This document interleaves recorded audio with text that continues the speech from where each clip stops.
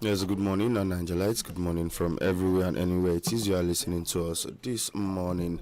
Welcome to your favorite breakfast show, the Global Review and Issues in the News. All right, this morning, gentlemen, I don't know if you have an issue, local issue that's trending, that's happening.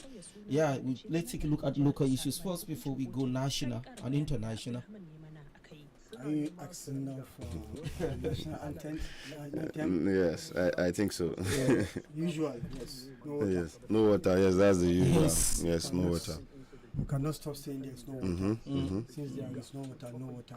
Yes. And it is, a plus to the statistics of the blow onto the image of Niger State. You can't stop saying that. When people resort to go into graveyard to fetch water, people, when it is morning, it's now become a kind of ritual. You see people with their cans flying everywhere, even though we are in the capital city. So it's unfortunate. Support the water board. We have suggested ways through which you can actually meet the issue of water in the boat. Water is life, and it has no alternative. If there's no water, no water. If it is light, if you have money, you can buy generator. You can resolve to have solar. So that means of Exactly. water, no water until the divine decide to send down The rain. So, Yes, people are fighting. You see married women fighting and quarreling at the ball joint, not because of anything, but because everybody wants to find a way of, getting to make sure that they get water back to their households.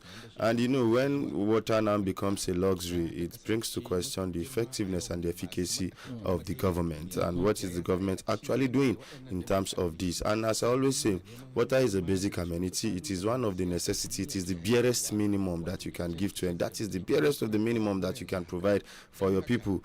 And at this age and time in the 21st century, when a whole lot of people are having a whole lot of technological advancement and the likes, and we are still grappling with lack of water, it brings the question again that what is actually happening? Why have we been left so far behind? It seems in the Committee of Nations, you can see countries that we started, together on your mark, get sets go in terms of development. They've left us way behind. You see countries like even Saudi Arabia, which is in the desert, they are having one way or the other, they are able to have water. Do you understand? And we are not in the desert, we have rivers, ocean, anything you can talk, anything lake, anything stream, anything you can talk about. Once it comes to water bodies, we are blessed abundantly with it. But one way or the other, we are still grappling and struggling to provide people. And if just think about it, if people in the city center can't get water, what is going to happen to the people who are in the rural areas, in the hard to reach? Rural area is there, then there are areas that they call hard to reach areas again. So think about what is going to be happening in those places. Yes. yeah, I think it's actually unfortunate that state capital will be suffering for water. And it's not peculiar to Niger State alone. It's almost all, because even in the capital city of Nigeria, that is Abuja, they also have, they are also going through the same thing. I don't know why we are clamoring to move ahead where we can provide drinking water. It's unfortunate to any administration that comes you in. say it's not peculiar to Niger alone. Yeah. Abuja, whatever, but everybody will carry his own Across at the end of the day. But very soon now you'll be going to see for people's mandate. So what are you going to tell them? That to vote me for the second time since I've been able to give you water. Yeah, the reason why able to de-emphasize on something that have direct bearing to you ordinary citizens. I'm not doing what I feel is okay for me. So why do you need to come to people and seek for their mandate again if you think you can think for people? This is democracy. Yes, if we have to vote by performance in provision of potable drinking water, I think all governors in Nigeria we should not be re-elected, because all of them are equally doing the same, but some are just a few better than others. But for United States, I think it's the persistent scarcity of water. That's why I say Niger State persistent. It's not like, oh, one time we are enjoying it, then there is scarcity. No, this is how it has been from the beginning of this administration. So what is happening as the government invested in supply of water? That's the big question. What is the budget? What is your budget for provision of portable drinking You water? think Water Board even have budget? Did they get the money? Did they get the funds to If do they that? have budget, would somebody be buying the diesel for them? Would somebody be buying Korean for them? And other water treatment chemicals? You know, You have staff who are just redundant, sitting, doing nothing. Doing because, nothing. they deliberately, take their job off them. They are being served of their duty. you know, the last time I heard, it was issue of light. Now, we passed. I think we passed the government house together the other day. Or I don't know which way I passed the government. Which was together. We were going to. No, not yesterday before yesterday. While we were going to Age, we passed the government, and then I was like, and Carlos panel in government house. No, seriously, I have to say it because you could see the magnitude of panels that are there. Yes. So can't we have a replica of that? Can't we have panels that can carry the water board? Can't we have batteries, gigantic batteries that can be installed to the water board? If we can't rely on NEPA again, because former governor in your magnanimity said we should look for alternative. You should start for us. Show us good example. A leader should lead the way, should lead by good example. You've done a beautiful one in IBB. You've done a beautiful one in General Hospital. Some sections are having solar panels. You should replicate that to the water board. Let's have consistent water. Mr. Pa, you see one thing in this life, but it is just like the issue of lights too. Government provided one. It is cleaner, safer, and cheaper for the people. When private people start entering, it becomes more costlier, and even the quality of that thing that they are giving you wouldn't be up to the standard. What I'm saying now is borehole water. You can never compare water that water board will give you with borehole water. You can it will never be the same thing. So even this will bring a big burden on the health sector. Sooner or later. A bit has even started happening. A whole lot of people are going down with cholera. A whole lot of people are going down with typhoid. Do you know all these things? And it's because of the water we are drinking. Now in Niger State, Mr. Paya, most of the pure water I'm tasting, they always have this taste. Yes. Most of them, I have to tell you, they are always having this taste. That is to tell you that most of them, they are using boiled water or even water anywhere they can even get water. Untreated water. And now is the, you know. We shall get to find out when they go to campaign whether people are going to ask them about water or not. All right. I think that okay, gentlemen, the primaries are here, and we've seen some big political giants moving around local governments. They are not calling it campaign per se because of INEC penalties, and they are already moving. It's a tour and consultation. They're already moving around. And there are news going around yesterday about consultations, consensus. This candidate trying to meet other and stuff like that. And the primary is already here, gentlemen. What is happening in the state capital? Let's talk about our own Niger State. What is happening in the primary? Primary is going to hold today. No, these two things is happening at a time. We're having consensus and we have a direct Primaries, yeah. And like what the former governor have said when he actually had a meeting with the critical stakeholders, that where there is a zoning arrangement, they should maintain that, and where the disagreement to have a consensus candidate, then they should go for primary. But he has actually read out, say the riot act, to them. It's going to be direct primaries. You come, the poster will be placed, people will follow info, nothing more, nothing less. Yes, and it's going to be an exercise that will take place across all the world. Wherever that primary is going to take place in that central district, all the world there, there's going to be election vote, and it has to be card carrying member. If you're not card carrying member, you're being called to be dealt with. Yes.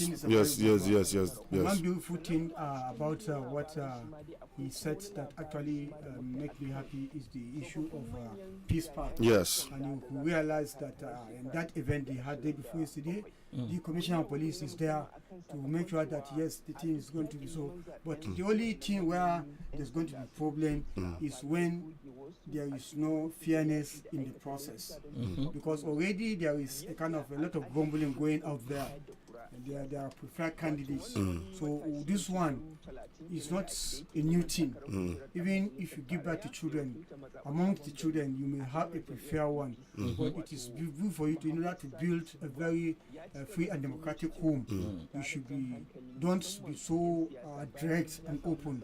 Let it be something in your mind. Make sure that you do justice all manner of your children, so that they will know that this is a democratic home. So in this process, the chief executive, who is the leader of the party, leader of the state, and leader of his party, which is the APC, should have to be fair in all his dealing, because there is this fear that if election, the primaries, is not conducted free fair, if they decide make any attempt to rob people who have gained acceptance from their people, you understand, and by extension, that's where I mean by the people, members within the party. You can see it's visibly the handwriting is clear on the wall. We all know the preferred candidate from their own party, and even at the larger society, we knew who are already the preferred candidate of the people. And if people waited and they did not see these people to flag the flag in the general election, it means APC in Niger State should expect a very big surprise and shocker, because people are well informed now. You understand? You can't just come and campaign with lies. That is obvious. And you cannot just come and say, okay, give me the chance to do. What have you done when you have opportunity? A lot of people have gotten opportunity and they will be able to utilize those opportunity. Most of these people, without due respect, are having issues here and there. You understand? Their candidature or their aspiration is becoming a threat to some people. But is it all about you? It's about the people. Then if it's a threat to you, how about the people? It's a grace to them. So give them what they want. We hope and pray. The peace pact, those proponents of the signing or conceptualizing the idea of a peace pact, just like the General Absalam Abubakar of our great general have done when he actually handed over democracy to this the companies, and make sure that he never go to sit back to allow it to just be played anyhow. He came up with the idea of peace pact, that you're going to election, have a peace pact, so that what we are saying in Congo, other places in Africa, doesn't translate in Nigeria. So we hope and pray that where they said they want to do primaries and indirect primaries, allow them to do. Where they say they want to do consensus, and the consensus should not be based on coercion, because we have seen instances where some people who wanted to vote, but it's a kind of power that be, have actually booted them down. I don't see the justification if you are doing zoning. You say kai so there kai so because okuso bodaka baza baka ba aba wani, but akwai wanda yaso daya so biyu so uku so biyar, and you leave him. Why must you rob the picture for Paul? What is sought for the goose is also for the, if it is 2-2, let it be 2-2. If it is 3-3, let it be 3-3. Injustice is what is bringing problem to our society. Hope the word is going to be enough for the wise one to hear. Okay. Yes. We also we have this headline coming from the Daily Trust. We can't just shy away from that, saying all Progressive Congress APC yesterday shifted their House of Representatives primary schedule to commence today to Saturday. Yes, I think it was due to consensus rift and some other issues. Yes, and the consensus issues are started already since last week, since Pantami started shouting on social media and stuff about the injustice, the perceived injustice and everything. And definitely, the thing is, Mr. Pa, yesterday while we were on the move, we were talking about aspirations, that everybody have a right to aspire to want to be something. Yes. And you should be given that equal right as anybody, insofar as you are qualified to run for that particular position. Now, consensus, we always say this thing here, consensus in the meaning of it is when the general people who are involved, who have a stake in that particular issue, everybody who have a stake in that particular issue have to come together to agree, not a particular selected few now coming together to just agree, and like you said, not coercion, imposing those particular set of people on the generality. Now there is going to be a problem, and this is not just only for the ruling party, in all other parties too. Now everybody have to come together, and you could see what happened in the ADC between the Peter Obi Kwankwaso camp and that of the Atiku camp. It was seeming as if the ADC is going for a consensus on Atiku already. And Peter Obi and Kwankwaso look at it that let's have a level playing ground. Let's open it into the primaries. Let there be a free and fair primary. But it was tilting towards as if it was not going to be free, and they had to move away. So you can see, and that is why you need to be open so that people will not be aggrieved. Because once you are having aggrieved members in the party, then you will be having serious issues. Problem will be coming up. That is where you start having litigations. It will even between yourselves, even between yourselves, litigations will start coming and crack will start opening. And these cracks now can be used by your opposition. Look at the crack you're talking about. You just mentioned Peter. We want a very, very shining example for Nigerians. You know, in as much as you want to, if you want to insult Peter Obi and Kwankwaso for the decision, you have to look deep down. What prompted that action? It's injustice, and that is why any of the candidates we want to fight in this country, not any person who will come to campaign to you that will not bring the rhetoric of fighting injustice. And Peter Obi and Kwankwaso, to me, they have started fighting injustice even before going to election. You could see how the spirit they put in coming to join the ADC, and whole Nigerians actually embrace the party. Only for somebody to actually come to tell them that this party was organized in my palo, and as for that reason, I'm going to be the sole candidate of the party to flag it at the national election. And they fight it, and at the end of the day, look at the time they came to ADC, and look at the time they left, and look at the population they are getting now. The NDC now is the emerging opposition that is likely going to give the APC the fight for its own money. And you could see how Nigerians are embracing, because also, even as much as you say Nigerian politics, there's no political ideology, but they have individualistic ideology. If you look at the character of Kwankwaso, you will see it as a politician with ideology, because he has a direction. He has started it and he's not distracted. Peter Obi have never changed from what he said. He has the direction. So Nigeria are now seeing the combination of Peter Obi and Kwankwaso as something viable that could take them to promised land. And I think it's important Nigerian politicians should learn from these two leaders. You understand? Unless, of course, there is something but the way they are going now, they are going to gain more, party, people will defect. Because definitely, Fantami have told you, there's going to be a breakout exactly after the primary. Yes, because I was coming to that. I was coming to that because I was talking about aggrieved members. Now, definitely, aggrieved members, after litigations, they might even leave. They would go to some other party and thereby breaking the ranks of the ruling party and taking, because definitely everybody has his own supporters, whether we like it or not. Every politician has some one or two members who are loyal to them, and definitely once he's cross carpeting, he's going to move away with his own supporters. Okay, so like again, we can see just yesterday, Sheyi Makinde of Oyo State, he also defected. I think the PDP APM are having an alliance currently. The PDP and APM, the Wike faction, they're having an alliance currently, and right about now, he's also declared his intention to vie for the presidential ticket also currently. So you can see the way the drama is unfolding. It is going to be a very beautiful drama that at the end of the day it is going to be funny though. So I think let's move ahead. Yes, all right. This we are having these particular issues, and if you take a look at the primaries that are already coming, what are the logistics? What are the preparation for these primaries? I have seen direct primaries already before, and believe me, it was chaotic. I've seen it before. It used to be. Yeah, it was chaotic. How do you make sure that these individuals stay on the line? Because the more candidates that you have, or the more aspirants that you have, it means the more lines that you're going to have in that particular place. I've seen it. It's very chaotic. How prepared these political parties, making sure that these primary elections go according to plan, because it's a very difficult thing according to what I've seen before. I was there, I saw how it was done, and I was like, oh, this is the direct primary, this is how it's going to be. Because if you've been to a direct primary before, you dear listener, you've seen how it works. So how does it mean? Does that mean that everybody that is coming to that place, because I'm sure even those that did not have there are no member of that political party, you're going to find them there. People that are not even invited to that particular environment are going to be there. So how prepared are they in terms of security?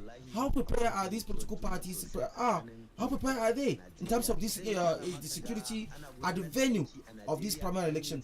Mr. Apai, I'm sure you have seen primary elections before. You see how chaotic it is. A lot of people, even those individuals that are not members of those political party, are always there and chaotic and stuff like that. How prepared are these political parties in making sure that this primary election go fine and people not moving from one line? Because some people will be undecided, and it was at this primary election center that is where some of them will be moving to this line, some will be moving to the other line. And seriously, I don't know how prepared they are for now. No, the thing is that you have a very beautiful security outfits that will do the job, provided the logistical support is provided. And since the former governor have actually said that it's going to be free, fair, and that he have warned talks. Anybody who may wish to actually mobilize talks to the venue, that person stands to be disqualified. Okay. It's going to be, already the security are very much informed, very much aware. They are already working. They knew they can predict what is going to happen. So it all depends on how those stakeholders actually want to use with the intelligence report that's going to be given to them, so that they can have pitch-free primary. Sometimes in election, if you do realize that you are not going to have the issue, if you fight, not winning, if you start lose, you begin to see how a trouble could be, ignites the trouble, so that probably the whole process will be abandoned. So I think the players, this thing, the primaries in Niger State, as far as I'm concerned, it's a done deal. Those who actually will have their days are already aware. They are only waiting for general election. That's as far as I'm concerned. And if they do anything phony, then they should have their say to blame. They have to say in the sense that definitely you don't expect. Some people will want to defect to the opposition. Some will want to remain to do, anti-party, and some will wait after the election. We have always said this thing, and we have to keep reminding you, because it is what has happened before. After the election, go to court. The mandate will be given to you, because in Nigeria today, elections are won in the courts, not at polling units. So what I'm saying is, Mr. Paya, you've been going out. You guys have been going out to political tour, for consultation. You see the large number of people turning out to receive these political giants, and also how the security there are struggling. I've been out all this while, so going to Zone B, and I've seen how these individuals, youths especially, how they behave. Right now, when the time comes, believe me, especially in the rural area, not in Mina, for example, in rural areas, in local government deep inside, do we have enough security men to man this place? The youth in the local government area deep inside are not like the youth in Mina. They are more problematic, because I've seen it. I don't know. Do you have enough security there? No. I think what we witness in terms of Zone A and the person who actually we follow to cover, which is Mohammed Bamba Nemi Major, who is contesting for senator under Zone A, under the platform of APC. You see, it's not on his own to provide security. He only collaborate with police, and of course, you don't expect the police to, center all their metaphysics on him. You understand? They can only give you a handful number of security, so that they could increase because of the population. So it becomes what we have witnessed. It's very difficult for all the security, private and even conventional security. They were just scrambled to the place to actually deal with the population, and that is not as a result of violence or whatever. It's as a result of the electrifying love they are trying to exhibit to show for the person who have actually done great to them. And fortunately, he is now coming to offer himself politically to do what he has done to them when he was in FRS. So the uncontrolled mammal crowd we have witnessed in Age, in Nemi, in Oage, and Lapai, and even Kacha, is not as a result of violence or whatever, but that love Everybody want to be identified with him. Everybody want to show him that you've done great. It is time for us now to prove to you that we have appreciated what you have done. So in that regard, I don't see. And let me tell you one thing. There was a time the crowd overwhelmed the security, yeah. But as soon as Nemi got the mic and talked to people, it's as if it's just pour water on everybody stands still, and the instruction they give them advance, they advance. Sorry, so I don't know. So from there now begin to see leadership. Yes, but the thing is, it's a different thing entirely. From the campaigns to the voting, they are totally different. They are totally different things. You understand? So to a very large extent, I think that rowdiness would not happen in the voting center. Depends on how the venue is structured. No, this like I said, the governor, don't underestimate the power of governor. No. Don't. He has actually read a riot act, and nobody will want to do that. He has been there before. He did primaries. He's a product of primaries, and he knows how it takes place. And anybody who wants to do something funny, the security are ready. They already signed a peace pact, and they said if you mobilize a talk to come and destroy the place, you're going to be disqualified. Who do you think want to be disqualified? And again, except if you don't have the chances of winning. Yes, and again, another important thing: if you don't have your party card, don't come. If you don't have a membership card, don't. I said that don't come close. So you are not expected to be there if you are not a card-carrying member of the APC. So you are not expected to be anywhere around there. So I think that alone in itself will reduce any issue of thuggerism or any gang-related activities over there. Okay. All right. Let's go on. We have this headline saying World Bank locks Instagram comments as Nigerians protest against 1.25 billion dollars loan. Say World Bank has restricted its Instagram comment section amid online reaction from Nigerians calling on the organization to stop lending money to Bola Tinubu following outrage and opposition over plans by the government to secure a fresh 1.25 billion loan facility. Nigerians are not happy with this government collecting loans. Is this a sign that the World Bank should also take a look at? Yesterday I was on Twitter when I saw that post, and I went to their official Twitter handle to see the comments. It was flooded with Nigerians begging IMF, please don't give our president loan. Please don't do this. Please don't do that. I was like, has it gotten this bad? But again, I think this is a good one. At least this is one of the advantages of social media. It gives voice quickly. Yes, it gives voice quickly nowadays, because a whole lot of people are now, they call it the new media. So it is not about collecting loan. It is about what is those loans being used for. But again, I'm asking this question like I asked the last one that the Senate passed. At this junction in time, when we are already going into the primaries, when we are already going into the campaigning period, and we all know in this country that once the campaign season starts, every other thing is put on hold till after the election. That is how it has always been. So while this loan now, that is the question, and the questions that Nigerians are now asking, why are we collecting this loan now and again? But again, we always go back, and it seems as if we are in a rat race currently. We are running around a particular situation, because it always busts my head when I remember that fuel subsidy was removed, the naira was devaluated, and you said we are having more money that we don't need to borrow again. They said we are having more money that we don't need to borrow again. But right now we are now seeing unprecedented borrowing that has never happened before. It is now happening in this government. It begs the question again: what is this money being used for? That is my own question, Mr. Pa.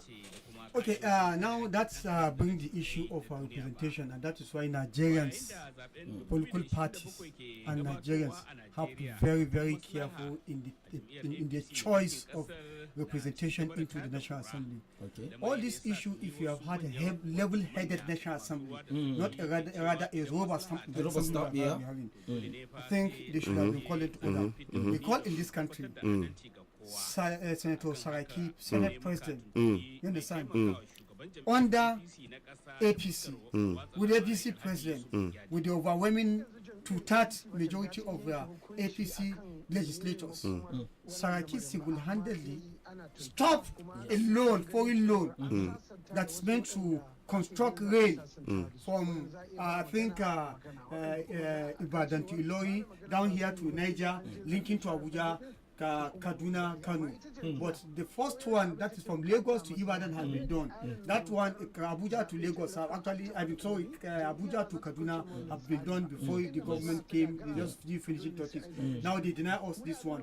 We were all shouting, crying, and of course insulting, throwing tantrums and Saraki for actually deliberative, frustrating the effort of his own president, a president from his own party, with the same person they fought to get that power. But at the end of the day, they said, come and justify, give us a sectorial, detailed analysis of this money. But they could not. You understand? You see how they do budget. They'll just package something and give you inside that carton. Do you have the kind of sectorial analysis and details of how this money is going to be spent?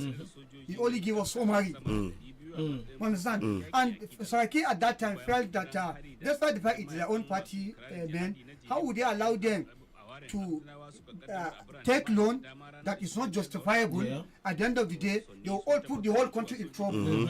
You understand? Saraki can now stand taller than his height today to say it. Yes, I stopped that. And now coming back to this government, you have said it. It's not all about taking loan, but how judicious were you able to defend this law? And before you take it, do you realize that this is democracy, government of the people, by the people, and for the people? No matter the beautiful idea you have conceptualized, you now have to get the blessings of the people. Do you really appreciate this idea I have for you?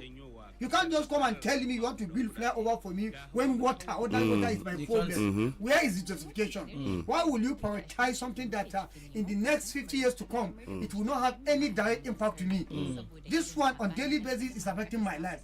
Water today, for instance, have this, anybody staying in the town, in here, another part of the country. So if you are taking loan, do you discuss, have conversation with Nigerians to say, okay, what this loan are you going to be taking? Yes. You first came, you remove subsidy without having conversation with Nigerians. Nigerians are living with that big shocker. You understand? You now came out with another tax policy. Nigeria debated and condemned it vehemently. But you use your veto power to veto it and went ahead, because what we are having now is veto power.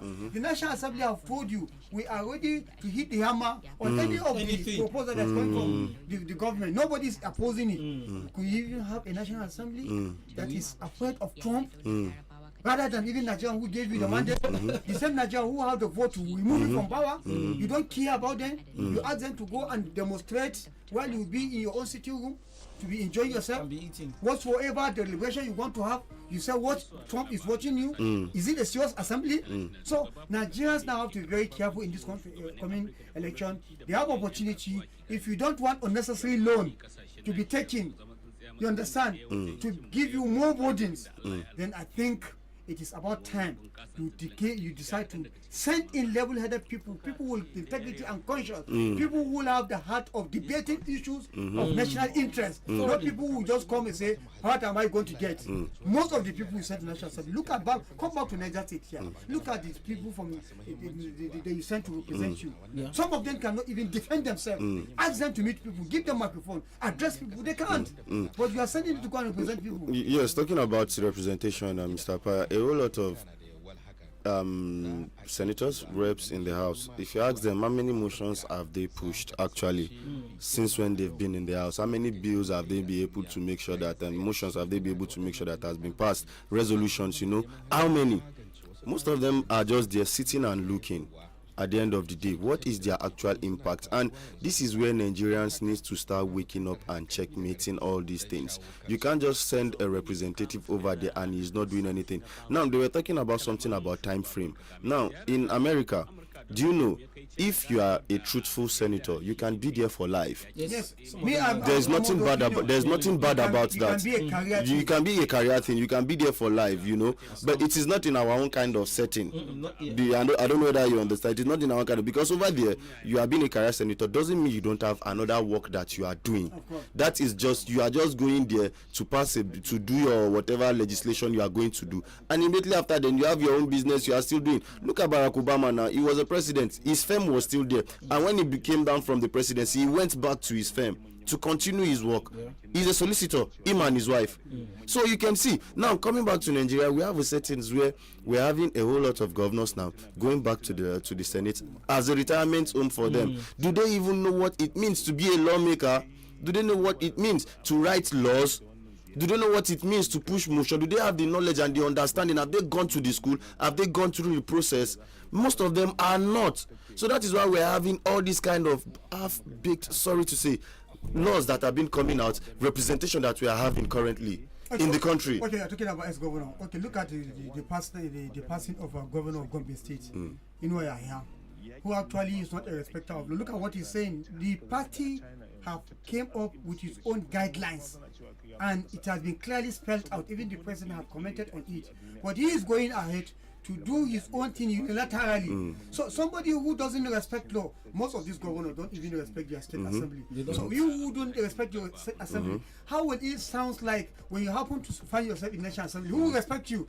What is source for the good? It's also together. And so yes, I'm real quick before we go ahead. It will interest Nigerians to know that, because some people are of the opinion, if you are talking to some people about Rwanda, the loan, Akweruanka, so say make your mind day. You go pay.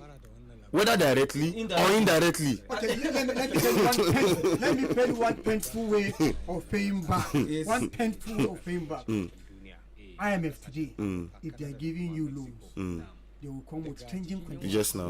Which you must obey. Just now. For instance, now, how would this client like if I'm giving you what is it called? Giving loan.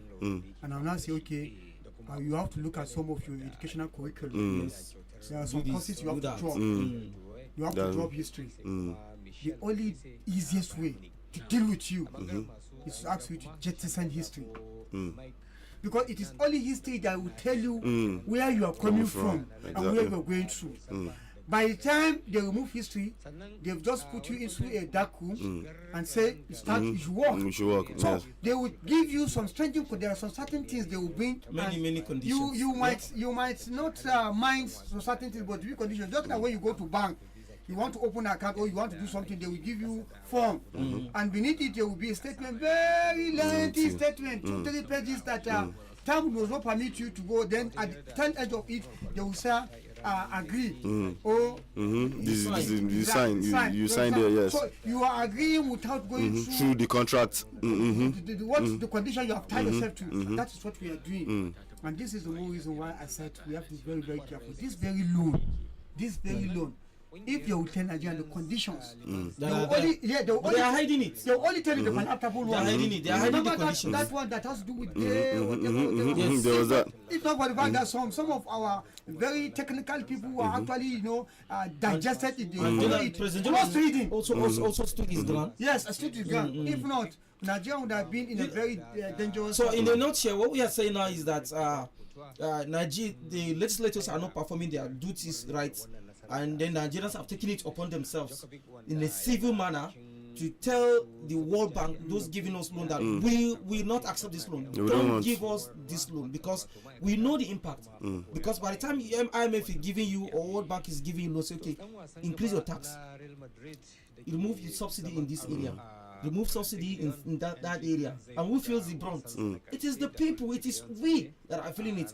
And when it comes to budget, we probably start going to see half of the budget is going to servicing the loans that we are collecting, and then we now say we can't pay salary, we can't do project because we collected loans, and those that give us loan, we have to get their money back. Exactly. So these are some. If you think it's not going to be, you're not going to pay directly. You pay. You know, through tax. You know, we move subsidy. Yes. You know, we move subsidy for electricity. Even electricity too. For agriculture. Everything. Now them they talk so. Ask the government. Yes, I because the last I checked. Yes. What are we subsidizing? The almighty United States of America. They are still giving. You are still subsidizing. And this is how they deceive you. This is how they will tell you everybody is taking loan, even the advanced country. Yes, they're taking loan. Yeah, they are. But there is a justification for the loan taking. You know, it is not about taking loan, Mr. Pai. Like I said the other time, you don't take loan to build liabilities. No. you take loan to build what is going to be generating income for you. Yeah. That's what you use loan to do. That is why when you say you don't take loan to build bridges, yes, you don't do that. You don't do that. Especially where it's not needed. Yes, you don't do that. You know, only places that you don't even do that. What you take loan to do is a development that are going to continue generating revenue for your people. Mr. Paya, if the president take loan today and set up an industry that is going to employ 3,000 to 4,000 Nigerians, people will clap for him. Yeah. If the Niger State governor takes a loan that is going to create job opportunity for 500 to 1,000 Niger State youth, people will be very happy. Yeah. People will tell him to even take the loan. Yeah, for example, loans for power supply, loan for agriculture, loan for education. These are the ways you move your country forward, because if all these sectors are okay, everything will just fall in place. But unfortunately, let me tell you one beautiful Nigeria taking the recent past that actually, if not for the fact that some people deliberately frustrated that the loan former President Goodluck Jonathan took to build Abuja Kaduna, you can see the concession to the Chinese. And look at the way they are doing. If not for our own quicker way of doing things, the ticket is online, whatever. But so people are boycotting. But relatively, within a couple of times, they started generating, started paying back the loan. That was it. So that one, and you are not easing transportation. If not for the fact that the Boko Haram and other terrorists were being used to frustrate that effort by bombing and discouraging people from actually taking that train service. Yes, it would have been a better, but up to now, it's still one of the best transportation and one of the way that you can generate revenue before you know it. All right, let's quickly go over to another headline quickly here.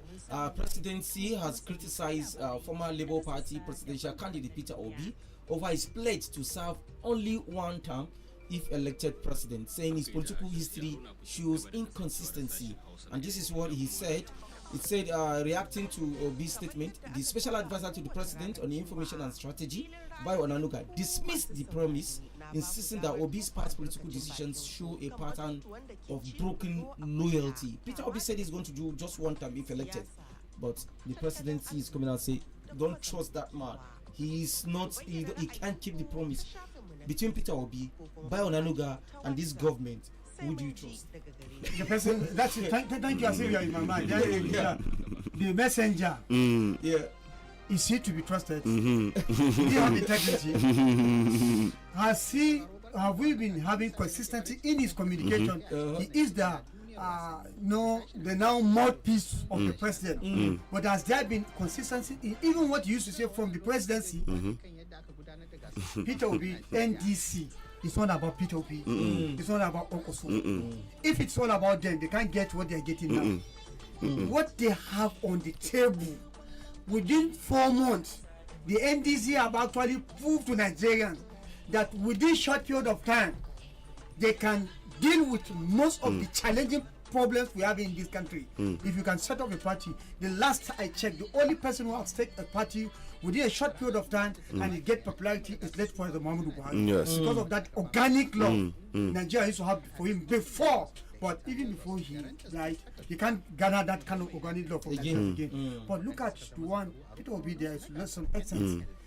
We had the conversation with some chieftains of those parties, and it's made something that is you can't derive that fact.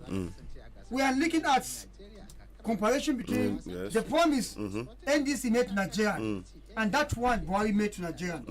What they told us, they said during Buhari number one, all those achievements he has had before that gaining popularity, quote and unquote, is during his days in military when you have a unilateral power to take decision without consultation. That is one. Two, in comparison, age, the time Buhari contested is not by his side.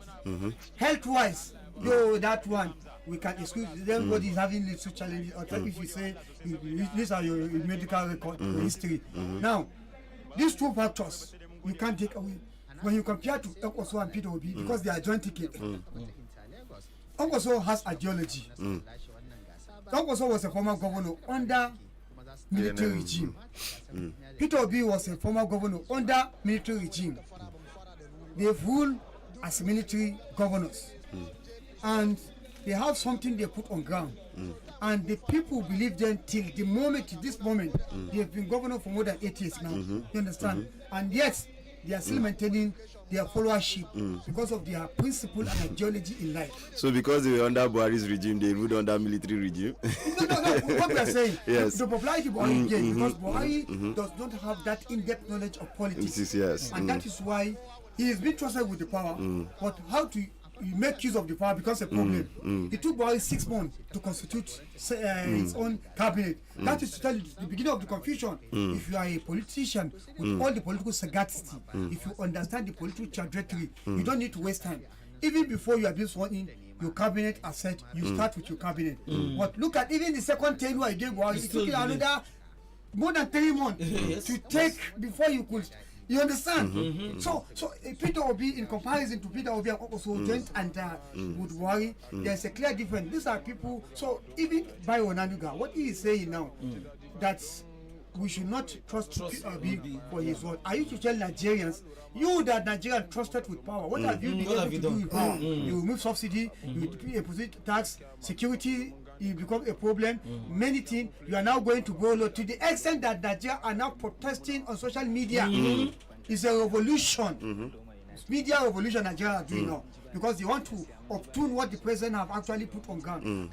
IMF, World Bank, we don't give them loan. How about what big blow will be more than that one? So don't look at somebody. Look from within yourself.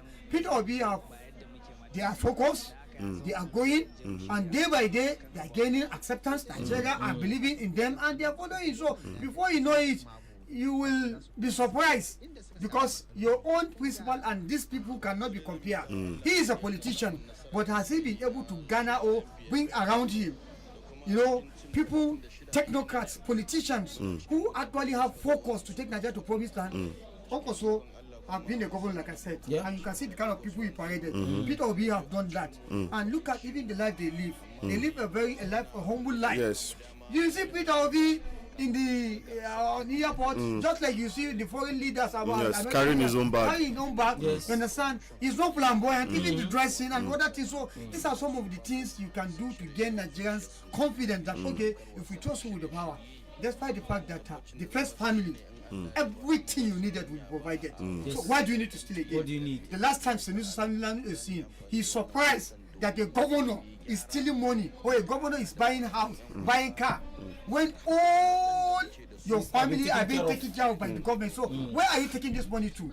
So I think with this the caliber of this leadership we are seeing now from NDC, I don't think Onanuga should be taken. Don't speak for Nigeria. If you know you don't have any skeleton on the cupboard, let's throw the ball on the on the table. Exactly. No, let's move ahead. Mr. Paya has exhausted the discussion. Yes. Okay, let's take a look at this headline. Saying it's coming from the Nation. It's saying Nigeria attracted $20 billion foreign investment this year. Oppositions are saying there's no FDI since this government came in. If they, I think I saw a number was about is it 5 billion or it's not up to 10 billion, but now the president is saying 20 billion. I think this came from the African summit yesterday. Where he spoke yesterday. So he said, the president said a whole lot of things that have been generating mixed reactions on social media since that yesterday. But again, sometimes government puts out some numbers, and with the reality on ground, it's a totally different something. Just like the issue of the rising, they said the inflation was falling the last time, but again, we are not seeing the effects on ground. They said prices of food is coming down. That's from the National Bureau of even Statistics. They will be telling you all this, giving you all these statistics. But once you now look at the actual reality on ground, you see that it's a totally different thing. If you're having $20 billion of investment in the country, that's a gigantic stride. We should be seeing things. We should be seeing different things. You can't hide this kind of money. Unemployment is also yes, you can't hide this kind of money. This is large money. This is equivalent to what Dangote did. And do you know thousands of workers that are working over there? Do you know thousands of from from the inception, clearing of the land to setting up the whole place up. Do you know how many people were gainfully employed? And up to now, thousands of workers are working there on shift basis. So for you to understand, so for you to know that 20 billion investment is not a small investment. And again, people, I don't know. Everything that will attract investment is currently not on ground. Light, not on ground. Security, not on ground. Road network, ankle. So these are things that normally attract investors. And how do you want them to come? The white man will be afraid that let me not come, and somebody will just come and kidnap me from somewhere while on the road in going somewhere. You know, look at what happened when Twitter wanted to come and set up. That thing is still paining me up till today. Yes. Twitter was supposed to set up its headquarters in Nigeria, but due to obvious reasons, they went back to Ghana to set up. And you can see the major strides Ghana is making now when they decided to make sure that yes, we must have the best of the leaders. We must vote the right people in. And you can see the giant strides Ghana are making just some time back. If you bring two Ghana must go of CDs to Nigeria, you are going back with just maybe one bundle of money. But right about now, what are we saying? The Ghanaian cedi is stronger than the Naira.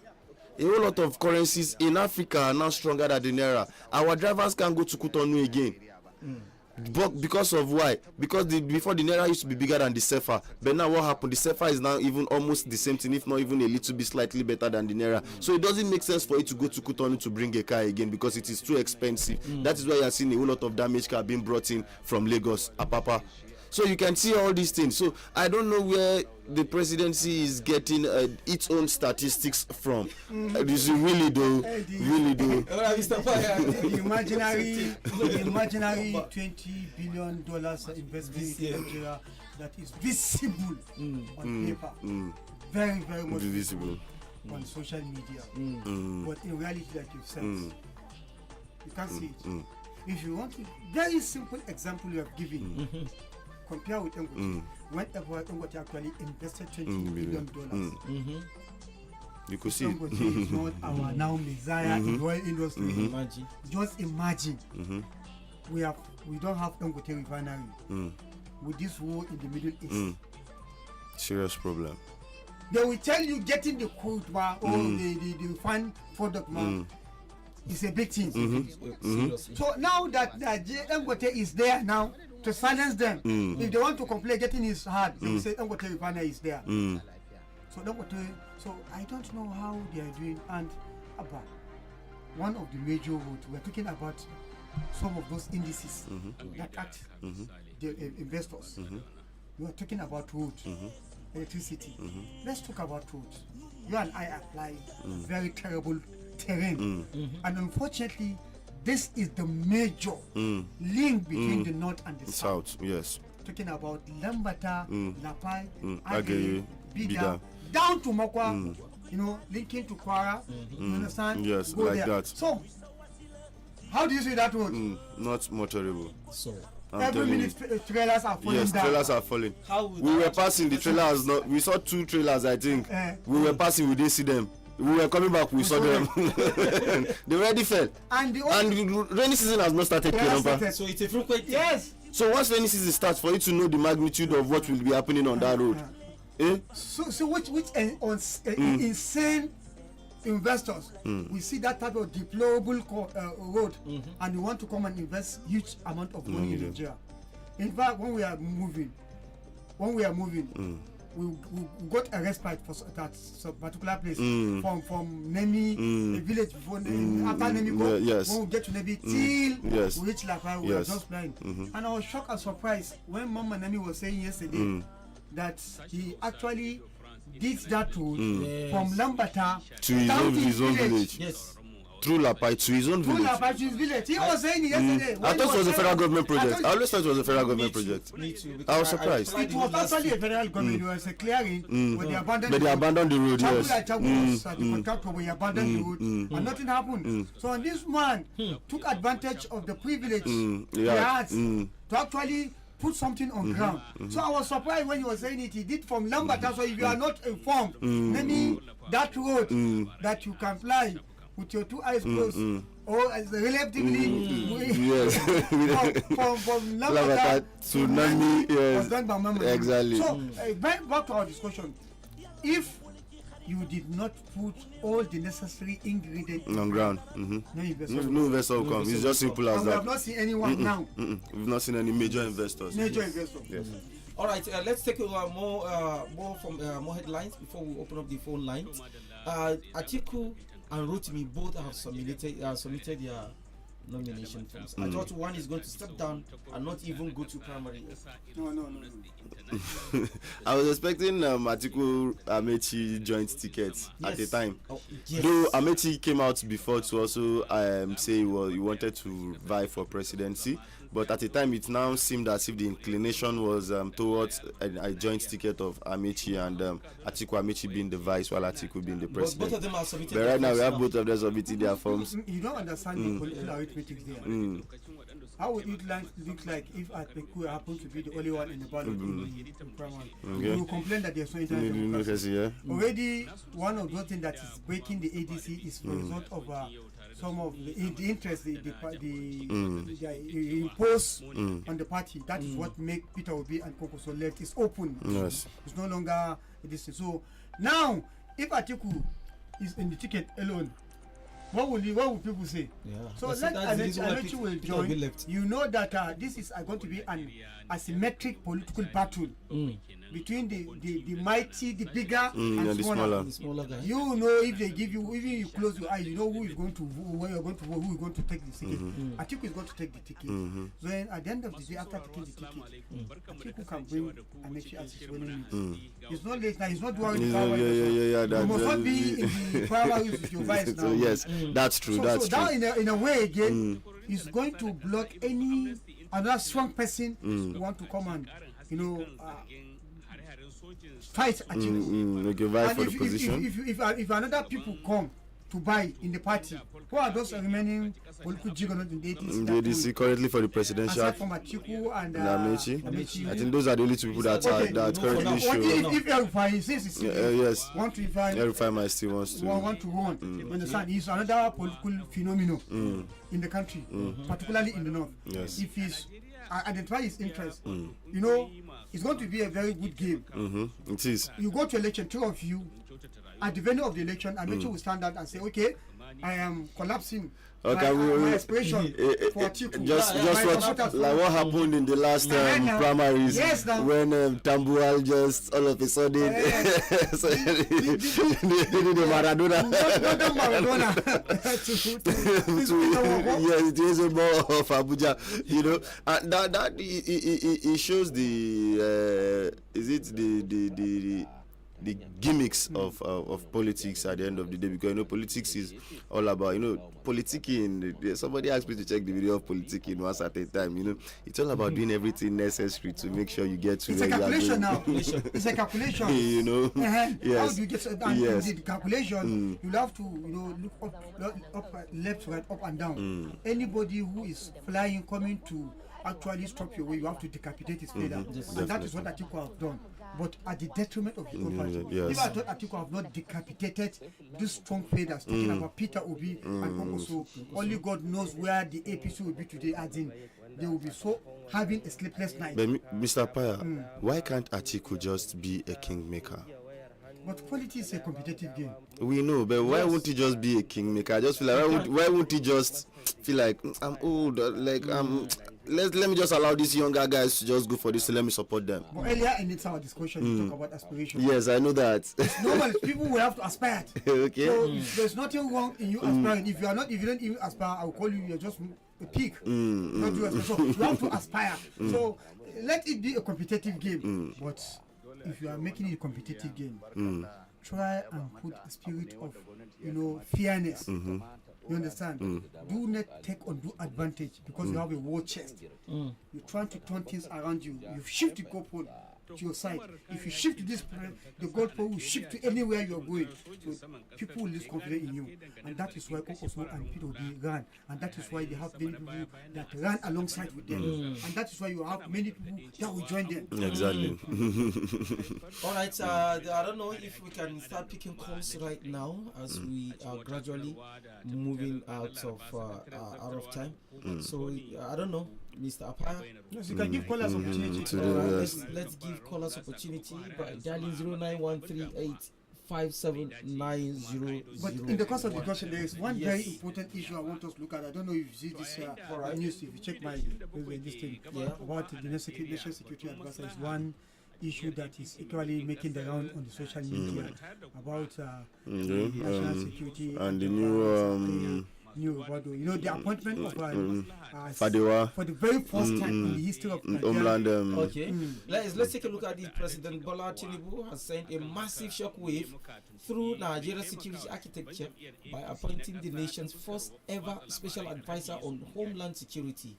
Insiders believe the move signals a deepening crisis of confidence in the office of the National Security Advisor (NASA), that is Nuhu Ribadu, amid a growing international scandal over the government transparency. The appointment of Major General Adeyinka Fademdewa, retired, comes as an international lobbying firm reportedly alerted the United States government of an alleged secret directive to the military to conceal reports of terror strikes until after the 2027 general elections. These central to the friction is a viral video in which Nuhu Ribadu was caught on camera referring to terrorists and bandits as our brothers. In the footage, Ribadu argued for dialogue, stating that regardless of their actions, they remain fellow citizens who must be understood. This soft stance on the Fulani militia and Boko Haram has reportedly not sat well with President Tinubu, who has recently moved toward a more hawkish military tone. More importantly, the remark has alarmed the international community. Sources suggest that Western partners view such rhetoric as a dangerous normalization of violent groups responsible for massacre across the Middle Belt, undermining the global counter-terrorism message. Sapaya. This This is a very strong one. Remember, we talked about it. We brought it here. We talked about the new appointments. Before the new appointment, we also talked about the video of the NSA talking about their brothers. Their brothers. We talked about it. Now we thought it's something that has been swept aside. Now international community has taken it up. No, for the Bola Ahmed Tinubu, though they say it's better late than never. Many Nigerians and experts, security experts, were shocked and surprised after that viral video from you about the way he said Fulani bandits and those stories, our brothers, let's think of engaging them, in having engagement with them, have a peace park and whatever.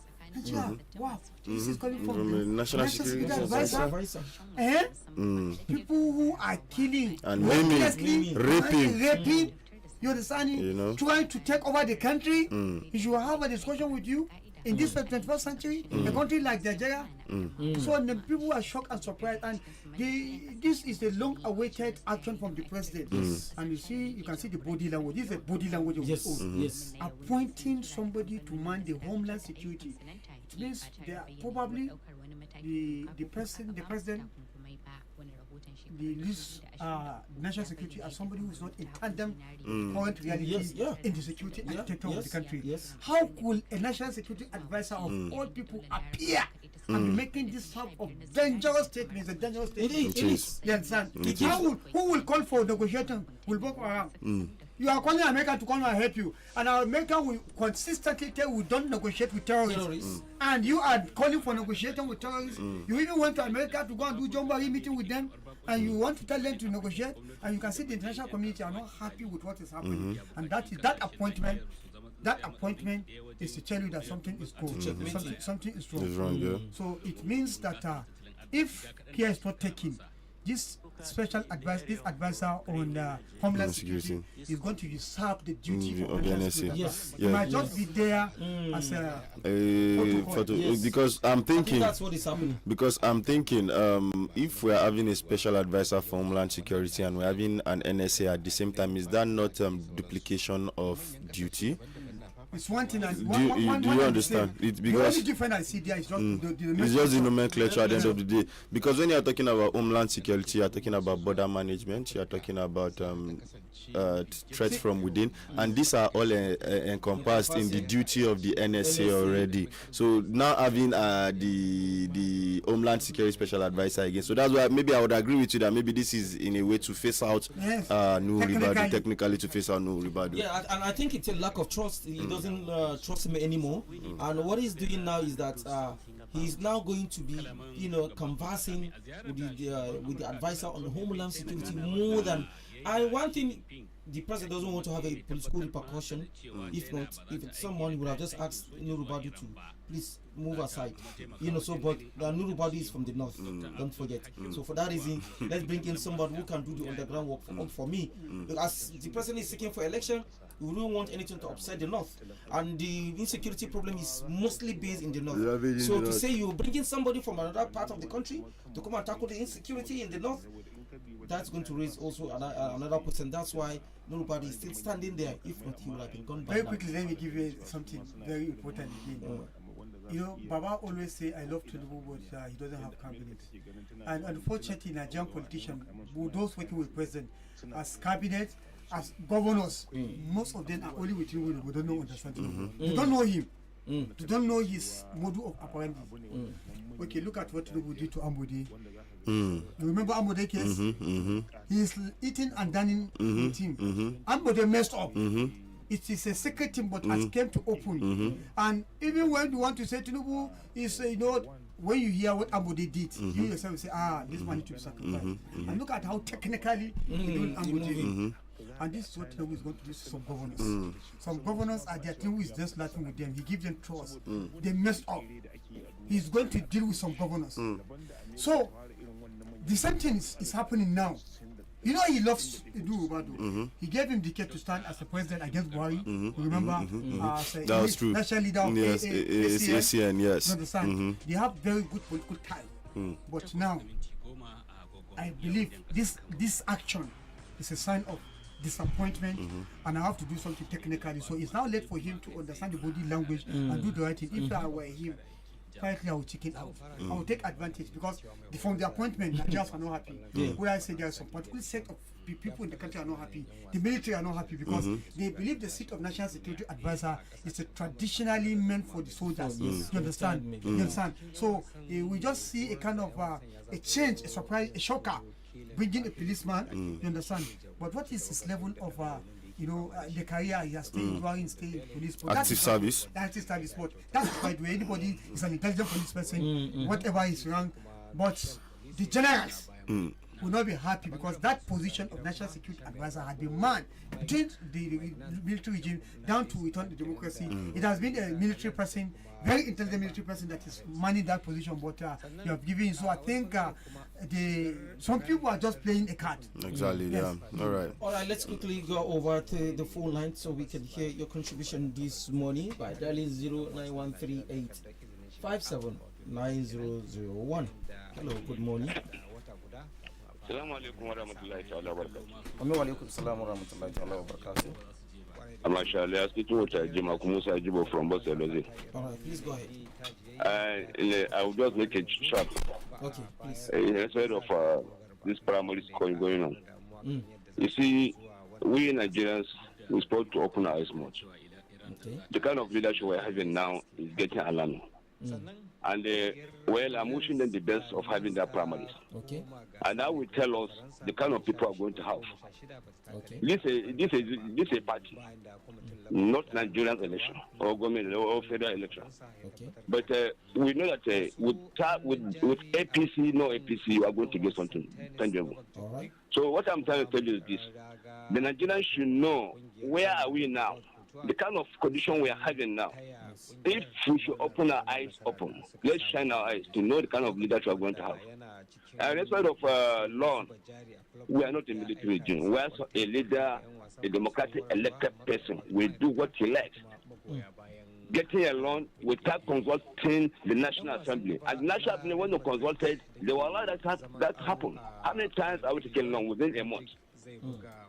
So we should try and think very well. This kind of bad leadership we're having in Nigeria, this nominative government, this democratic elected president. So we must have to adopt the system of democratic elected president by going to National Assembly and be approved, the sign, if approved by, then Nigeria will know that this is appointed to Kenan. So we must have to follow that.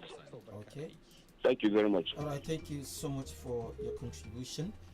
Let's go over to the Facebook. We have this one coming from Ibrahim Saleh saying good morning. The people, TGNF, that is thank God now Friday.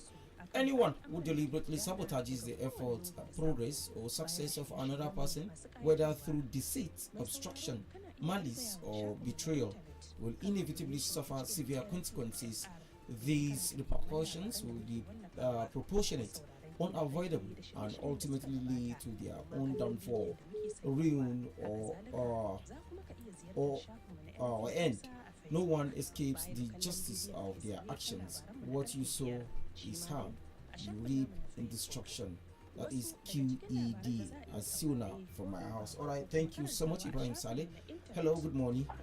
Good morning, everyone. My name is Ambassador Gebu the Challenger. I'm calling you from Tibin Fulanisi. All right, go ahead. You see, bringing this security advisor to me, it no go help matters, and these are my reasons why. General Christopher Musa, they brought him as a minister, isn't it? Yes. As the security issue upgraded, Lou Ribado is there. What has he done? And they are bringing this one now. The solution to the problem is this, my brother. Let our borders be secured. Our borders are not secured. They should buy better weapons and drums, upgrade security personnel salary and their allowances. These are the best policies they're supposed to put. Mudena siasa ngabaki Musa azuti abrauda. But I pamuna dame idoba. Salamu alaikum. All right, thank you, Ambassador Gebu the Challenger. Ozigi Ismail saying good morning, People's Radio Station Badeggi. I greet everyone in the studio, whether there is water or no water. As far as it is zoning system, nobody will stop him from winning the election. All right, my Ninja Light, may Ninja Light succeed. I don't know who is referring to, as long as it's zoning. All right, we have this one coming from Paradise Citizens Guregi saying Mr. Governor is trying to take a side. Why will you leave Maisola to contest for the 6th term and telling other people to allow other local government to contest? Hadith or Allah. That's what I told you. If you want to do, just put either Kaba when you can pay them coin. Yes. Just do what you feel is okay. Yeah.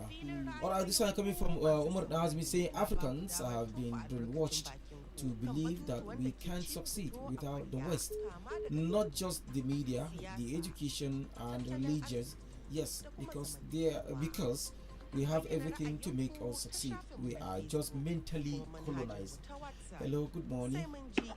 Good morning, IG. Yes. Usman Afaya and Katundodo. Good morning. My name is Comrade Ahmed, calling from 122 Cotton. Alright, go ahead. Our UAPC members protest against the provision of candidates.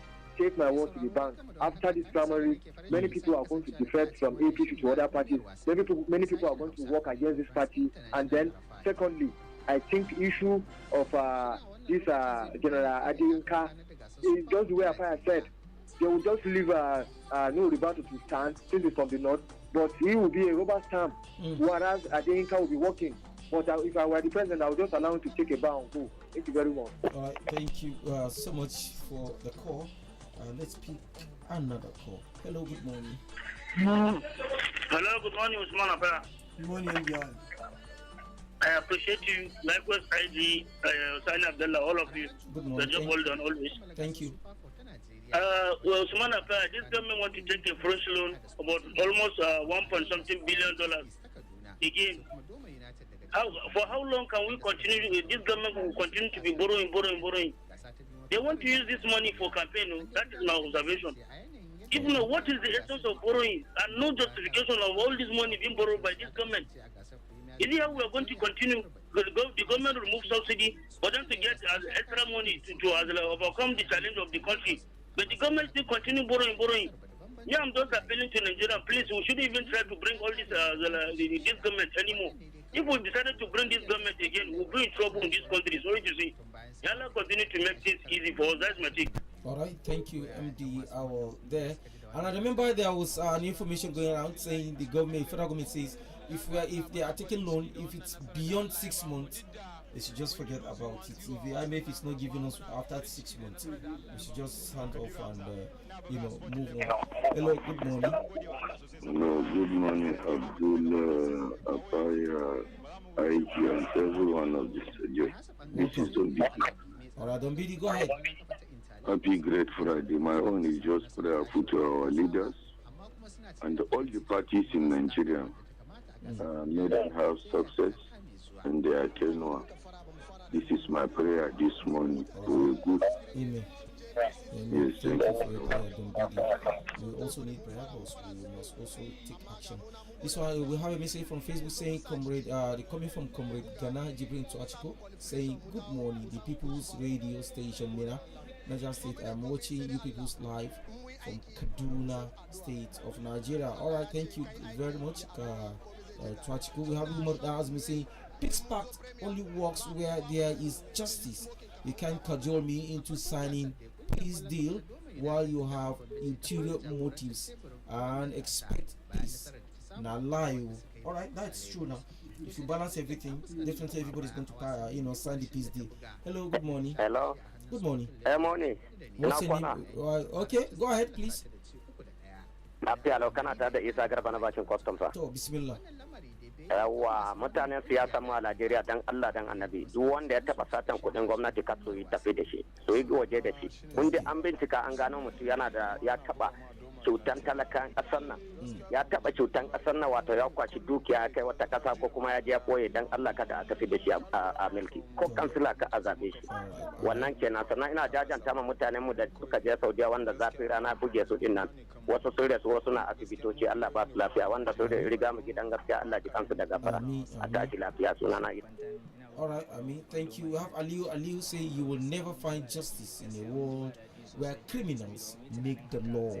That's a big fact there coming from Aliu. This one coming from Umar Buba Mohammed saying, good morning, crew. Thank you, Umar. Good morning to you too. Hello, good morning. Hello, good morning. Good morning, IG and Apaya. Yeah, you know what? I don't know why Ononuga fears the statement made by Obi that is going to spend just one time. And the fear is that if you look at Obi's character when he was the governor, he spoke about pension and gratuity. He cleared it. He spoke about not taking loan and doing a lot of investment. He spoke about the first government in Africa to have provided over 30,000 computers to all schools and all other things. You are not looking at that. You are fearing that it's going to do what is there in doing one time? Is it not possible in this country? So it is the fear of being a nothing more than that. Okay. So they should concern themselves in looking for people. Let us be. Let's go to the polls and see. Thank you. All right, thank you. Thank you so much. One thing you must understand, the Peter Obi going to do one time is not his team. It's not all about it, like I said. It was after the convention, at the convention, that the party, not Peter Obi, yes, it is the party's idea. NDC, Nigerian Democratic Congress, at the convention, made it open to Nigerians and the rest of the world that they are going to do power shift. The first 4 years is going to the southeast. Then it will turn to the north. Yes. You understand? And the candidate they have the consensus, because these are the political juggernaut they have who actually have what Nigerians are yearning for. They have to deliver what Nigerians are yearning for, and that is why it is Peter Obi. If it were another person, if they have another person, the thing is that it is 4 years. It is 4 years for the southeast, and I think many Northerners who actually believe, or many Nigerians who believe in this share zoning arrangement are at home with this arrangement. And good part of it is that the people that they are presenting to Nigeria are people who have actually done something worthy of actually being given another opportunity to do it. So you just go and fix your own house, stop troubling yourself with somebody's achievement or somebody's plans. Yeah, all right. We have another message coming from Aliu saying poverty doesn't just steal your money, it steals your joy, your choices, your freedom, your self-esteem, and sometimes even your life. Barwa Bauta. If you like, vote for wrong and rotten people, and I will pay for the air you breathe. All right, thank you there, Aliu. Hello, good morning. Yes, what's your name? Where are you calling from? Engineer Hassan calling from Paduko. All right, go ahead, Engineer Hassan. Engineer, welcome. Sorry, we have not heard from Baba now yesterday and today. I hope it's well. Baba is relaxing at home. He's listening to everything that's going on. So, mashallah, Abaya and your colleagues, kudos. Thank you very much. This issue of primary is about to take place tomorrow. The direct primary. Yes. Like I do say, it is an opportunity for the card-carrying members, if they so wish, for their party to continue, they should go for a credible candidate. A candidate that has structure. I'm speaking for my Zoom now, Zumbi. Our capacity senator, Sani 313, you can see from day for yesterday. The tour he started. It has really shown that 313 has the structure. Going by the turnout in Kuta yesterday under certain power. In fact, like you said the other time, people are just waiting for general election. And inshallah, with the Zumbi, we cannot forget what 313 has done. Going by what the special advisor is saying, the mouthpiece of President Tinubu on Peter Obi. What is your business if a party says they are coming to do one time? What is your business? Why don't you go and look for people? If you have done well for Nigerians, you can't be panicked. Yeah. You can't be panicked. But inshallah, by 2027, if they have done well, we'll see. Okay. But I'm still calling on the masses. Let us shine our eye. Let's vote wisely. Okay. Thank you. Let's vote wisely. All right. Inshallah, God will be in control. Thank you. All right. Thank you so much. I was in the on the convoy of Muhammad Sani Musa 313, and the overwhelming support he has from people of Zombi, from Tafa to Sleja to Gurara to Munya and to Kuta yesterday. I was there all through. It got to the moment that the support, the crowd he got to that extent that he had to started shedding tears because of the normal crowd that received him, and everywhere he went, Tears of joy. He received a lot of people, a lot of support, and everywhere you go in this particular place, you see one project or two which he has done, or some which he is still doing under construction. I think he and Nemi have something in common. They have the love of the people of their constituency. These are two political giants we have right now in Niger State. Not just on paper, not just saying it. It is the real and natural love coming from the people of Zone A for Nemi, and coming from people of Zone B for 313. I think they've done and I think it's the same thing in Zone C. Nobody's even talking about that one because long ago they sealed their own deal. That one is already. No go area. So nobody's talking about Abulole because that one they don't close the door. People have actually, in fact, there was a time they asked him to join the ADC, but out of his own the spirit of this he says no, it's still within the APC. So if I had actually gone to the ADC now, probably there would have been there is a leadership, but maybe APC would have ADC have gained more popularity because of him being, if he had joined the ADC. But he's still of the APC and they seal their deal. They are not looking at party. Anywhere you go, we are with you. All right, so that is the former governor also has garnered his support in Zone C. He is just ready to go, just like in other. I think senators are except in Zone A, where the senator there has very, very low patronage.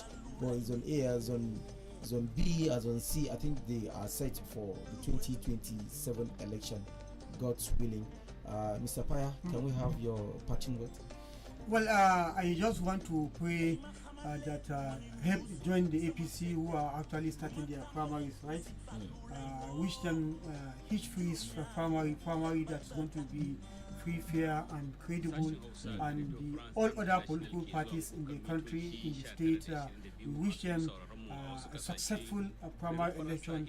We pray that they will come up with leaders that are going to actually give their people good representation, so that when general election, any leader, their people are able to choose. We should have good governance that has respect for people. All right, thank you, Mr. Paya, for your parting words. And I think for me, I'm sure security men should know what is already ahead of them in terms of this primary election. Please, let's have a rancor-free primary election, and also make sure at the end of the day we don't have any issue. I am Ibrahim Gimba. Thank you for joining us this morning. Don't forget, on Monday we will come back with same program, same time. Thank you, and have a very lovely Friday. Good morning.